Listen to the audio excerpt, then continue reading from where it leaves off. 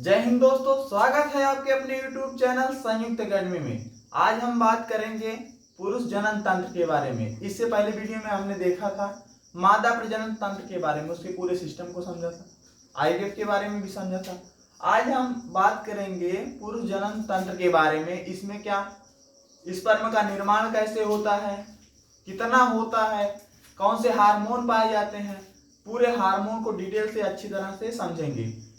यह वीडियो बहुत ही इंपॉर्टेंट होगा, चाहे आप हाई स्कूल हो, इंटर हो या किसी चीज की तैयारी कर रहे हो जिसमें विज्ञान पूछा जाएगा। यहाँ से 1 नंबर अवश्य मिल जाएंगे आपको ऑल वन डे एग्जाम में। चाहे जहां से अगर विज्ञान उठाया जाएगा, हार्मोन से रिलेटेड प्रश्न पूछा जाएगा।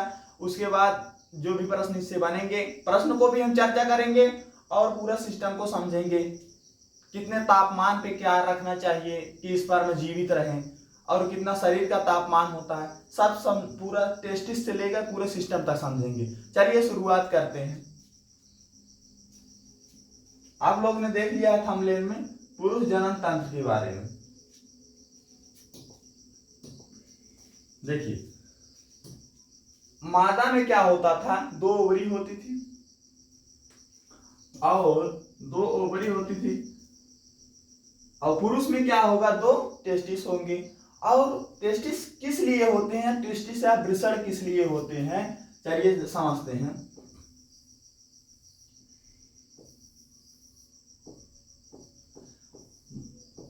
मनुष्य में क्या होते हैं, 2 टेस्टिस होते हैं, और टेस्टिस जाके किससे जुड़ा होता है, पेनिस से जुड़ा होता है।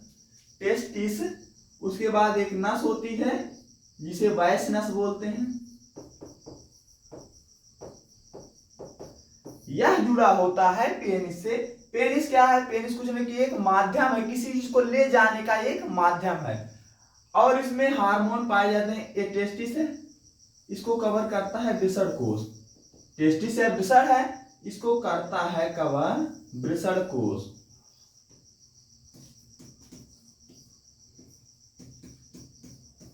वृषण कोश, इसके अंदर रहते हैं वृषण या टेस्टिस, वृषण या टेस्टिस,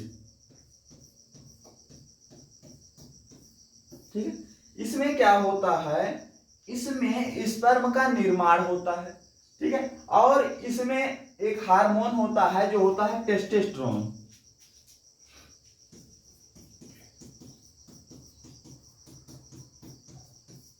टेस्टोस्टेरोन हार्मोन मेल होने का पता बताता है कि यह मेल। अगर टेस्टोस्टेरोन हार्मोन नहीं बन रहा है तो वह कोई भी व्यक्ति, वह सामान्य मनुष्य नहीं हो सकता। अगर उसमें टेस्टोस्टेरोन हार्मोन नहीं बन रहा है तो वह सामान्य व्यक्ति नहीं हो सकता, सामान्य व्यक्ति नहीं हो सकता। अगर टेस्टोस्टेरोन हार्मोन बन रहा है तब वह एक पुरुष माना जाएगा, सामान्य पुरुष माना जाएगा कि वह जो है स्पर्म का निर्माण हो सकता है, उसके नीचे निषेचन से बच्चे का निर्माण हो सकता है मादा में। अगर ये हार्मोन नहीं बन रहा है टेस्टोस्टेरोन, तब वह सामान्य मनुष्य नहीं बल्कि क्या हो जाता है, किन्नर हो जाता है। अगर टेस्टोस्टेरोन हार्मोन नहीं बन रहा है तो सामान्य व्यक्ति नहीं, किन्नर बन जाएगा।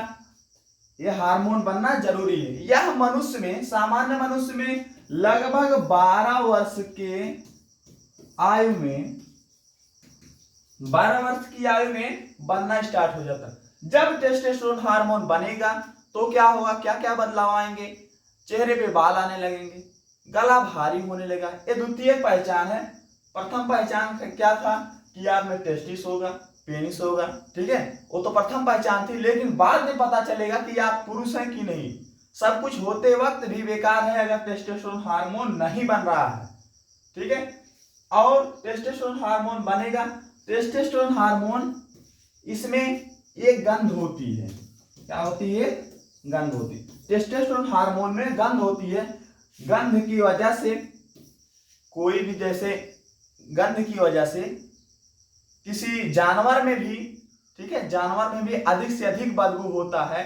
जैसे पता चला कि एक बकरा है जिसका सब कुछ हार्मोन एक्टिव, ठीक है, उसको, उसका नसबंदी नहीं किया गया बकरे का, तो अगर किसी भी गांव में है, अगर गांव के कोने पर है, अगर हवा चली तो पूरे गांव को पक्का उसकी टेस्टोस्टेरोन हार्मोन की खुशबू आने वाली अच्छी खासी।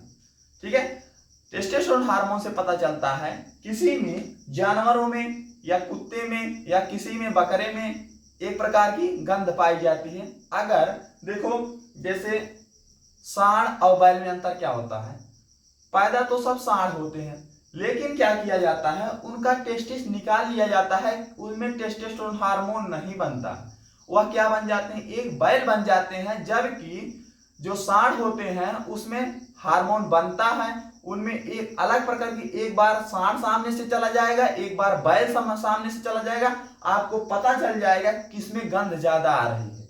सांड में ज्यादा गंध आएगी और बैल में गंध नहीं आएगी, बैल आराम से चला जाएगा। ठीक है, उसी प्रकार से एक सामान्य बकरा जाएगा जिसमें टेस्टिस निकाला गया है, उसको नसबंदी किया गया है, उसके बाद एक बकरा जाएगा जिसका टेस्टिस टेस्टोस्टेरोन हार्मोन बन रहा है, वह सामने से चला जाएगा, आपको पता चल जाएगा कि कौन सा हार्मोन इतना बदबू कर रहा है, तो कौन सा हार्मोन, टेस्टोस्टेरोन। इसका फायदा कहाँ है, फायदा भी इसका बता रहे हैं, कहाँ है इसका नुकसान बता रहे हैं, कैसे क्या। नुकसान तो हार्मोन से नहीं हो रहा है, लेकिन इसका और फायदा कैसे काम करते हैं आगे हम समझते हैं। और देखो टेस्टोस्टेरोन हार्मोन की वजह से पता चल गया कि क्या होता है, इसमें स्पर्म नहीं कह सकते, इसे सीमन कहेंगे। ठीक है, इसमें क्या होता है, सीमन का निर्माण होता है।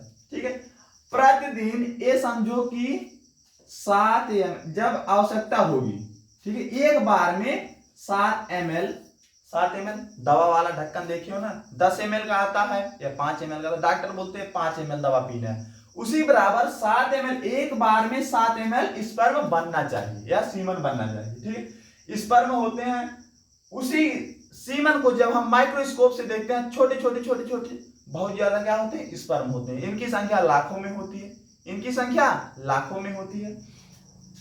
तो इसी टेस्टोस्टेरोन हार्मोन की वजह से सब जानवरों में कैसे व्यवहार करते हैं चलिए देखते हैं। जैसे यह कुत्ता, कोई भी बस गाड़ी आई, कितना भी नया फॉर्च्यूनर मर्सिडीज कोई भी खड़ा कर दो, अगर कुत्ता सामने से गुजरा है तो उस पर यूरिन त्याग करेगा, उस पर बाथरूम करेगा, तय है, खड़ी है। क्या करते हैं, यह अपने पहचान को, जैसे कहीं पर गए हैं ताकि उस रास्ते से वापस लौट आए, यह बॉर्डर बनाते हैं, समझ लो एक प्रकार से। जैसे कोई कुत्ता किसी के चक्कर में, किसी के बहकावे में चला गया, ठीक है, बहकावे में क्या चला गया, किसी का पीछा करते चला गया। ठीक है, अब पीछा करते करते चला गया पड़ोसी गांव में, पड़ोसी के गांव में चला, उसके पास इतना दिमाग एक्टिव नहीं होगा कि वह रास्ते को पहचान सकता है कि आते वक्त चलो हम इस रास्ते से गए थे, चले आएंगे। तो क्या करता है, रास्ते में जाते वक्त 200 मीटर, 500 मीटर, 600 मीटर, जहां भी आवश्यकता होगी, जहां लगेगा इसको हम भूलने वाले हैं, वहां पे यूरिन त्याग करेगा। और कुत्ते में वही हार्मोन टेस्टोस्टेरोन हार्मोन होगा जो सूंघ के पता चल जाएगा कि हम यहां से गुजरे थे। कुत्ता सूंघ के पता कर लेगा कि हम यहां से गुजरे हैं, और फिर वह अपने गांव चलाएगा, उसी को सूंघते सूंघते सूंघते सूंघते चलाएगा गांव तक। ठीक है, अगर यूरिन त्याग नहीं करता, जाना था दूसरे गांव में, चला जाएगा दूसरे गांव में, हो जाएगी झगड़ा। ठीक है, हो जाएगी, कुत्ते में झगड़ा हो जाएगा, दिक्कत हो जाएगा, जो कुत्ता जबर रहेगा वही काटेगा। चलिए देखते हैं आगे। ये तो बात कुत्ते की हुई। कुत्ता क्या करता है, अपने बॉर्डर को डिसाइड करने के लिए कहीं भी जाता है।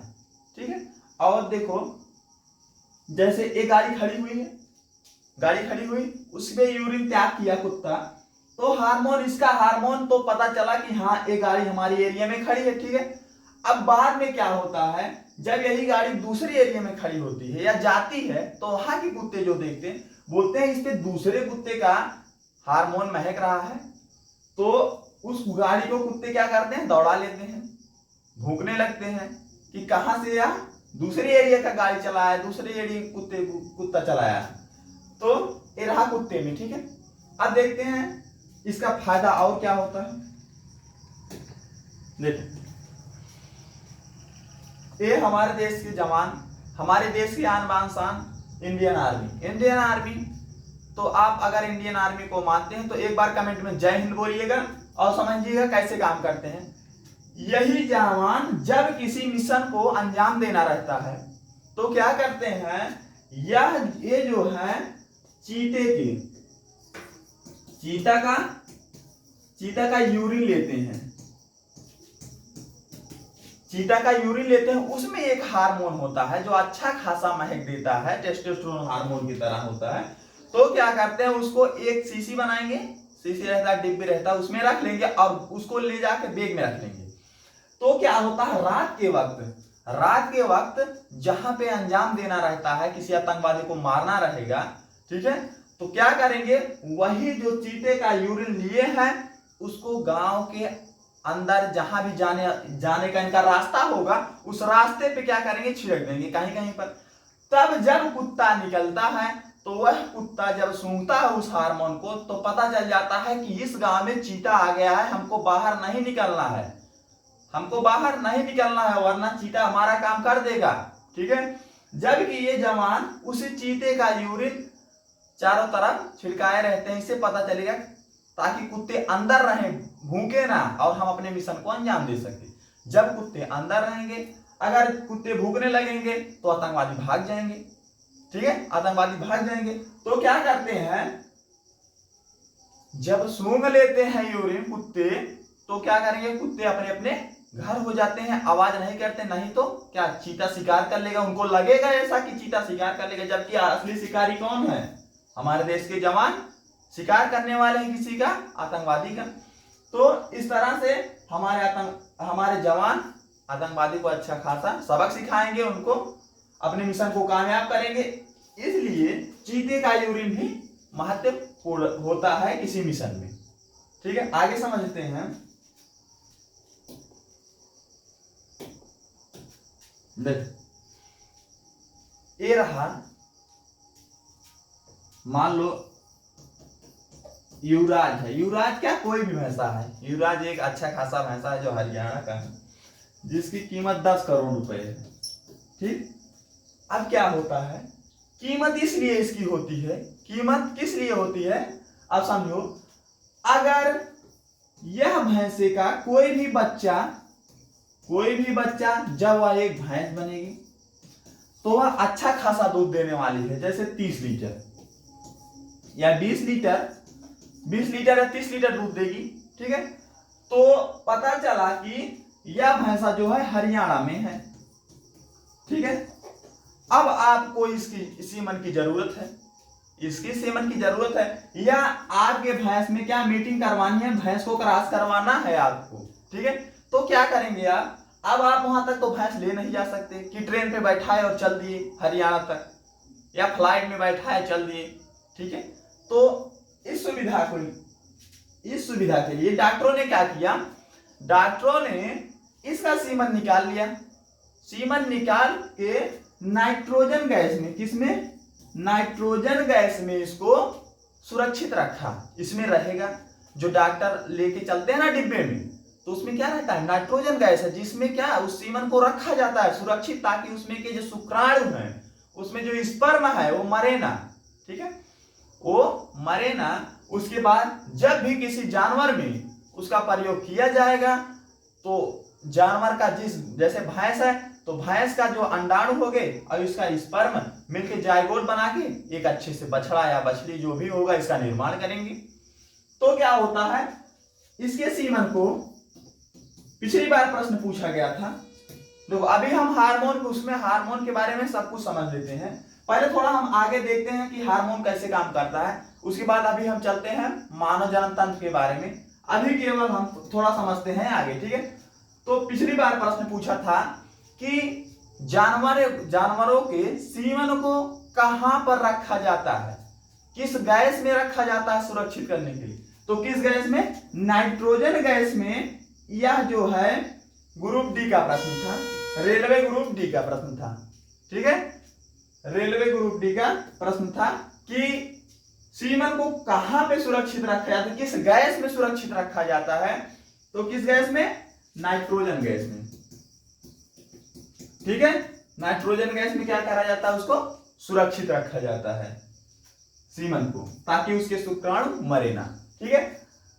अब कोई भी, जैसे अपने हरियाणा में ठीक है, अब विदेश में कहीं पता चला, जैसे जर्मनी, फ्रांस, हाँ, कहीं पर पता चला कि कोई ऐसा भैंसा है, कोई ऐसा गाय का भी, जैसे सांड है कोई भी ऐसा, कि उसका जो गाय होगी, जो उसका बच्चा होगा, गाय बनेगी जब, वह अच्छा खासा दूध देगी 30 से 40 लीटर, 30 से 40 लीटर। तो विदेश से भी अगर स्पर्म मंगाया जाएगा तो उसको रखा जाएगा इसमें नाइट्रोजन गैस में, ताकि जब भी उसको प्रयोग उसका करा जाए तो उसके शुक्राणु जीवित रहे, ताकि आसानी से क्या करें, जाइगोट बना सकें, क्रिया करके उसका निषेचन कर सकें। जब निषेचन हो जाएगा तो एक अच्छे खासा बछड़े का निर्माण हो सकता है। जो गाय होगी वो अच्छा खासा दूध भी दे सकती है। अपने यहाँ देसी गाय है, देसी गाय कितना दूध देगी, खाएगी तो उतना, लेकिन दूध कितना देगी, 2 लीटर, 4 लीटर, 6 लीटर ना। अब जो अच्छा खासा गाय लाएगा, जैसे यहाँ पे इसका सीमन का प्रयोग किया है, तो अच्छा खासा उसी चारे में 30 लीटर दूध दुहेगा और तुम उसी चारे में 2 से 3 लीटर दूध दुहोगे ना। तो ये अंतर होता है स्पर्म के उसके सीमन में। ठीक है, आगे समझते हैं हम। अभी तो हम मनुष्य के सीमन की बात कर रहे हैं, तो अभी जानवरों को छोड़ो। चलिए, इस तरह से सीमन को जब माइक्रोस्कोप, मनुष्य के सीमन को जब माइक्रोस्कोप से देखा जाएगा तो कुछ इस तरह से दिखेंगे। ठीक है, तो कुछ इस तरह से दिखेंगे। इनकी संख्या लाखों में होती है। ठीक है, लेकिन देखो एक बात समझो कि निषेचन करने के लिए केवल एक ही स्पर्म काफी है। ठीक है, इतने की आवश्यकता नहीं है। केवल एक स्पर्म अपने आप में किसी एक नए बच्चे का निर्माण करने में क्षमता रखता है, केवल एक स्पर्म। ठीक है, और इनकी संख्या कितना होती है, लाखों में। ठीक है, इनकी संख्या लाखों में होती है। और समझते हैं हम कहां से शुरुआत किए थे, वहां पे देखते हैं। देखो तो क्या होगा, वृषण में क्या होता है, वृषण में क्या होता है, सीमन का निर्माण होता है। और एक बार में 7 ml, अगर 7 ml से कम बन रहा है, ठीक है, 7 ml से कम बन रहा है, तो पुरुष को पिता बनने में प्रॉब्लम जाएगी, जिससे उसको सहारा लेना पड़ेगा बाहरी क्रियाओं से, जैसे आईवीएफ का, इन विट्रो फर्टिलाइजेशन बताए थे ना आईवीएफ के बारे में। तो क्या होगा, जो क्रिया, निषेचन क्रिया जो डिंबवाहिनी में होनी चाहिए थी, या वहां पे होना चाहिए था, डिंबवाहिनी पे नहीं, क्या जो बताए थे ना, डिंबवाहिनी में होना चाहिए था, वही क्रिया बाहर कराई जाएगी। ठीक है, बाहर कराई जाएगी, उसके बाद मादा में प्रवेश कराया जाएगा, यूट्रस में उसके संपूर्ण बच्चे का निर्माण हो जाता है। चलिए देखते हैं। तो 7 ml स्पर्म बनना। अब स्पर्म को चाहिए तापमान लगभग मान लो 25 से 30 डिग्री सेल्सियस। तापमान कितना चाहिए, स्पर्म को तापमान चाहिए 25 से 30 डिग्री सेल्सियस। ठीक है, लेकिन हमारे शरीर का तापमान कितना है, शरीर का तापमान हमारे 37 डिग्री सेल्सियस है, 37 डिग्री सेल्सियस है। अब गड़बड़ हो गई, कैसे गड़बड़ हो गई, तापमान चाहिए इसको 25 से 30, हमारे शरीर का ही तापमान है 37 डिग्री सेल्सियस। अगर 30 से ऊपर टेम्परेचर दिया गया तो क्या होंगे, जो स्पर्म है मरने लगेंगे। तो प्राकृतिक ने ऐसा बनाया है, प्राकृतिक ने इस तरह से इसका निर्माण किया है, ये शरीर के बाहर होते हैं, ताकि यह अपने स्पर्म को जीवित रख सके, इनका तापमान अपने अनुसार संतुलित कर सके, कितना चाहे 30 चाहिए, जितना भी इनका चाहिए, ताकि स्पर्म बन सके और जीवित भी रह सके। इसलिए क्या, शरीर से बाहर, इनको बाहर निकाल दिया गया, शरीर के बाहर नहीं निकाल दिया गया, बाहर जोड़ा गया है, लेकिन शरीर से अलग किया गया है। ठीक है, चाहे जिस जानवर में देखोगे, क्या टेस्टिस जो होंगे वह क्या होंगे, शरीर से बाहर होंगे, और ताकि यह अपने स्पर्म का निर्माण कर सके और उसके बाद इसमें जो स्पर्म जीवित रह सके। ठीक है,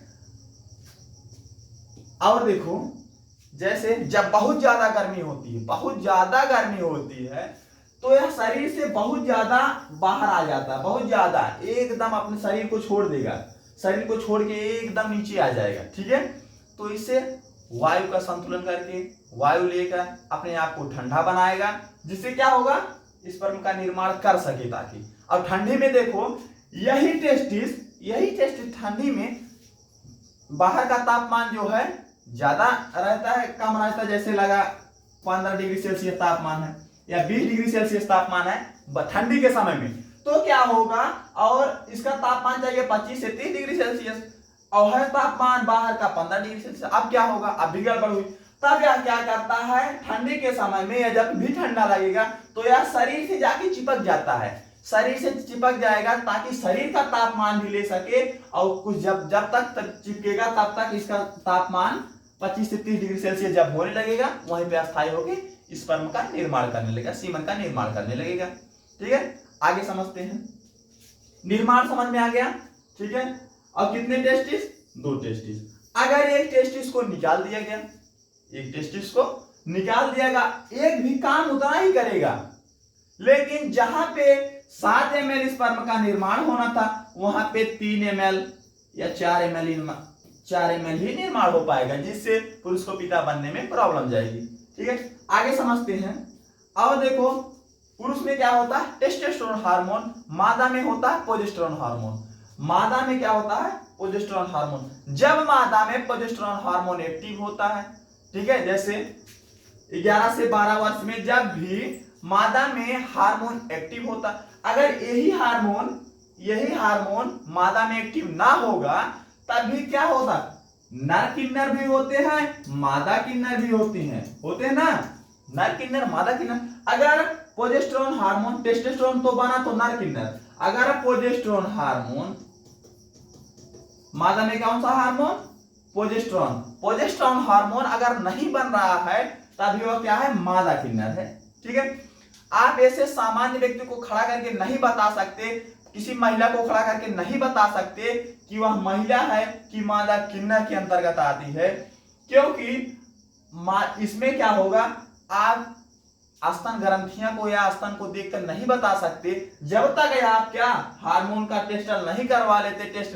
लेते तब तक आप पहचान नहीं पाओगे, या तो आप खुद बताएंगे या अपने आप पहचान नहीं कर सकते जब तक। और देखो क्या बदलाव आते हैं, जब महिला में प्रोजेस्टेरोन हार्मोन बनने लगता है, 11 से 12 वर्ष में जब भी प्रोजेस्टेरोन हार्मोन बनने लगेगा तब क्या होगा, महिलाओं में स्तन ग्रंथियां या दूध ग्रंथियां एक्टिव हो जाती हैं, स्तन ग्रंथियां, और क्या होता है, ओवरी में एग का निर्माण होने लगता है। ठीक है, मादा में 2 ओवरी, ठीक है, राइट और लेफ्ट।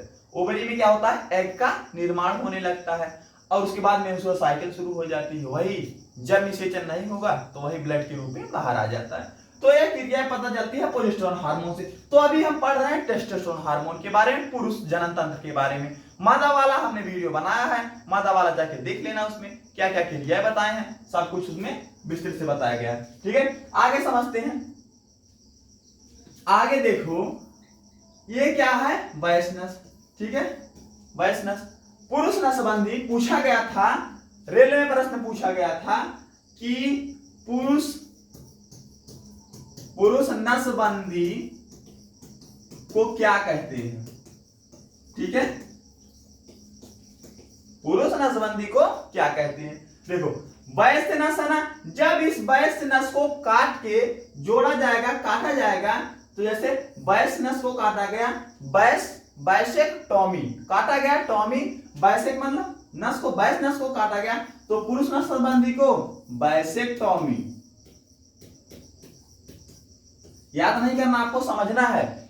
वयस्क नस को क्या किया गया, काटा गया, वयस्क नस को काटा गया तो हो गया बाइसेक्टोमी। उसमें मादा में क्या होता था, ट्यूब को काटा जाता था, फॉलोपियन ट्यूब को काटा गया था, तो वहां पे हो गया था ट्यूबेक्टोमी, और यहाँ पे हो गया बाइसेक्टोमी।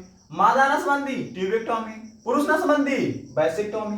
ठीक है, ये रहा दोनों। उसके बाद पेनिस क्या होता है, एक माध्यम होता है जो स्पर्म को पहुंचा देगा, कहां, मादा के अंदर पहुंचा देगा। और पेनिस का काम क्या करता है, यूरिन को भी, जो वृक्क से रक्त छना है, यूरिन बना है, मतलब मूत्र बना है, इस मूत्र को निकालना भी इसका काम है। ठीक है, और इसको निर्धारित करती है प्रोस्टेट ग्रंथि। कौन सी ग्रंथि, प्रोस्टेट प्रोस्टेट ग्रंथि, प्रोस्टेट ग्रंथि, प्रोस्टेट ग्रंथि का काम क्या है शरीर में? प्रोस्टेट ग्रंथि का काम है, जब प्रोस्टेट ग्रंथि क्या करती है, अगर स्पर्म निकल रहा है तो क्या करेगी, यूरिन वाले मार्ग को बंद कर देगी, केवल क्या करेगा, सीमन ही निकलेगा।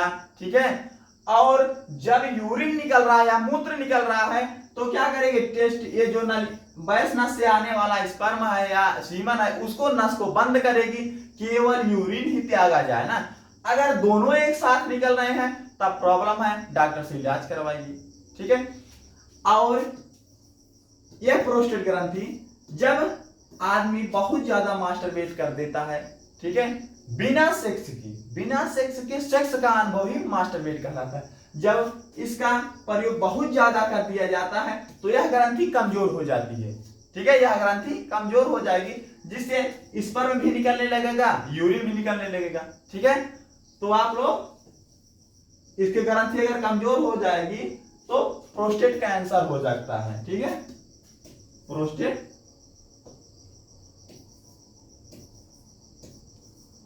कैंसर का रूप ले सकता है, प्रोस्टेट कैंसर हो सकता है। अगर यह ग्रंथि कमजोर बहुत ज्यादा किया गया तो इसका लंबे समय तक आपको भुगतना पड़ेगा अगर आप में प्रोस्टेट कैंसर हो गया।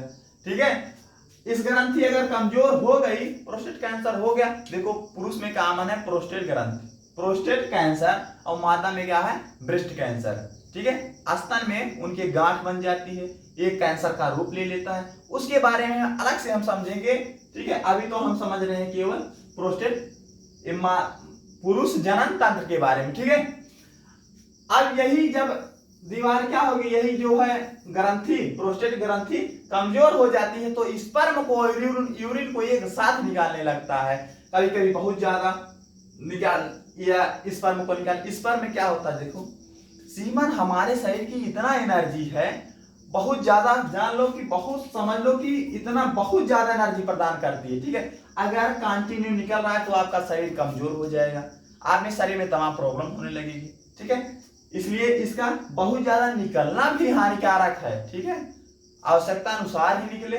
ठीक है, उससे क्या शरीर को इफेक्ट ना पड़े। ठीक है, आगे समझते हैं, समझिएगा। प्रोस्टेट ग्रंथि समझ में आ गए।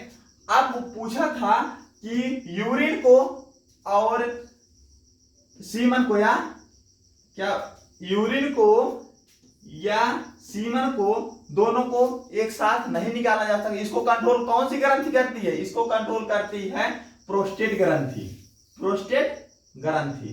ठीक है, आगे समझते हैं हम, ये समझ में आ गया। ठीक है, बात समझ में आ गई। पुरुष जनन तंत्र में क्या होगा, यही क्या, स्पर्म का निर्माण होगा। ठीक है, कितना होगा, 7 ml होगा। ठीक है, पुरुष में कौन सा हार्मोन, टेस्टोस्टेरोन हार्मोन, जो एक प्रकार की गंध होती है। ठीक है, और पुरुष नसबंदी को बाइसेक्टोमी, बैस नस को काटा गया, बाइसेक्टोमी, बैस नस को काटा गया तो बाइसेक्टोमी। ठीक है, और कौन सा रोग हो सकता है, प्रोस्टेट ग्रंथि, प्रोस्टेट कैंसर हो सकता है। ठीक है, और इसका जीवन काल होता है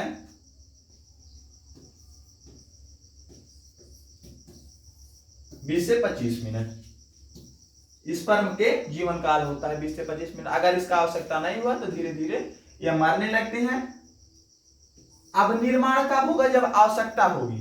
ठीक है, जब आवश्यकता होगी। ऐसा नहीं है कि आप कुछ भी खा रहे हो, स्पर्म का निर्माण होते होते होते होते एकत्रित हो रहा है बहुत ज्यादा, नहीं, जब आवश्यकता होगी तो इतना सक्षम होता है वृषण कि बना लेता है स्पर्म को। ठीक है, स्पर्म को बना लेता है। आगे समझते हैं। ठीक है, यही स्पर्म मादा में प्रवेश होता है, उसके बाद जाके उससे यज्ञ से निषेचन करता है, निषेचन करके जाइगोट बनाता है, जाइगोट बना के भ्रूण बनाता है, भ्रूण बना के बच्चे का निर्माण होता है। ये रहा पुरुष जनन तंत्र। पुरुष जनन तंत्र को हमने समझा। ठीक है, पूरा जितना भी हो सकता था इसमें प्रश्न जितना भी बन सकता था हमने बताया आपको कि पुरुष जनन तंत्र में क्या होता है। बस यही समझो कि स्पर्म का निर्माण होता है, कितना होता है एक बार में, बस स्पर्म का निर्माण बताएं, जिसको सुरक्षित कहाँ रखा जाता है। ठीक है, पूरा पुरुष जनन तंत्र कंप्लीट हुआ इसमें। ठीक है, और अगर कुछ छूटा भी रहेगा तो हम उसके बारे में बता देंगे दूसरे पार्ट में, या कुछ जब कुछ किसी का चर्चा करेंगे तो उसमें बता देंगे। हमको लगता है पूरा सिस्टम जो है पुरुष जनन तंत्र का कंप्लीट हो गया। ठीक है, आप लोग इसको देखिएगा, अच्छे से समझिएगा। ठीक है, और आपको अगर वीडियो अच्छा लग रहा है तो लाइक करिएगा, चैनल को सब्सक्राइब करिएगा। जय हिंद,